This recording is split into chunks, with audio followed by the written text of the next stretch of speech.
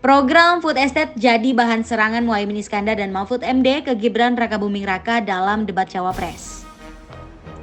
Cawapres nomor urut 3 Mahfud MD menyebut proyek Food Estate sebagai proyek gagal. Menurutnya, proyek ini merusak lingkungan.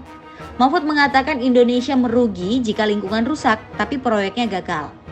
Hal tersebut Mahfud sampaikan dalam debat Cawapres kedua di JCC Jakarta, Minggu 21 Januari 2024 malam.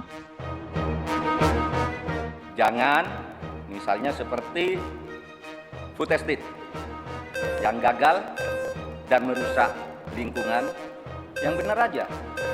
Rugi dong kita. Mahfud sebelumnya mengatakan dirinya tidak melihat peran pemerintah dalam menjaga kelestarian lingkungan alam. Dia lantas memamerkan program Ganjar Mahfud terkait petani dan nelayan. Maka kami punya program petani, bangga bertani di Laut Jaya, nelayan sejahtera. Sebagai informasi, program Food Estate digagas Presiden Joko Widodo atau Jokowi sejak awal kepemimpinan di periode kedua.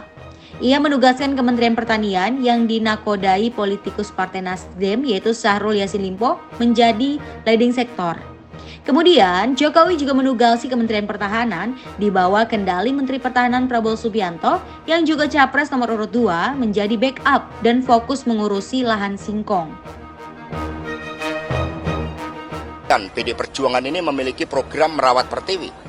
Maka kami mengapa memberikan suatu catatan yang sangat kuat terkait dengan upaya yang telah dilakukan oleh Presiden Jokowi untuk membangun food estate, tetapi di prakteknya di dalam kebijakan itu ternyata disalahgunakan dan kemudian hutan-hutan malah justru ditebang habis dan food estate-nya tidak terbangun dengan baik. Itu merupakan bagian dari suatu kejahatan terhadap lingkungan.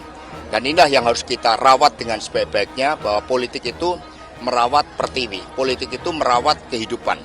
Untuk itu mari kita cari pemimpin yang betul-betul punya track record di dalam merawat pertiwi, di dalam merawat kehidupan, di dalam membangun masa depan yang berkemajuan bagi seluruh komponen bangsa kita. Kegiatan pertanian lintas generasi, mereka tidak boleh ditinggalkan. Justru kita harus hadir melakukan intensifikasi atas aktivitas pertanian mereka. Depan kita tidak akan mengkonsentrasikan kepada food estate. Justru kita ingin kontrak farming itu dibangun untuk Indonesia ke depan. Mengapa food estate ini bukan menjadi opsi? Karena ini adalah pendekatan di mana negara menguasai produksi secara sentralistik. Yang kedua, kepastian hasil tani hanya pada mereka yang berada di kawasan food estate. Namanya lumbung pangan, food estate itu harus untuk cadangan, baik cadangan strategis maupun nanti kalau memang melimpah betul nggak apa-apa untuk ekspor karena negara lain membutuhkan. Sehingga dalam rangka ke sana, kalau supaya tahu membangun food estate, membangun lumbung pangan itu tidak semudah yang Bapak Ibu bayangkan. Tanaman pertama biasanya gagal.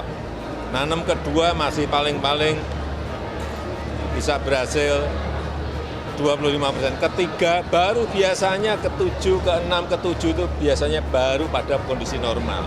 Jadi tidak semudah yang kita bayangkan. Kita bangun di Bumbang Hasundutan, 3 kali itu baru bisa. Agak lebih baik, belum baik. Agak lebih baik. Yang di Pulang Pisau, ya Kalimantan Tengah, itu juga belum berada pada kondisi yang normal baik. Masih mungkin separuhnya. Yang di Gunung Mas itu juga masih sama. Problem-problem di lapangan itu tidak seperti semudah yang kita bayangkan. Jadi semuanya akan diperbaiki. Dan semuanya harus dievaluasi, harus dikoreksi, harus diulang, Kalau kita nggak berani, baru gagal pertama sudah mundur. Sampai kapan?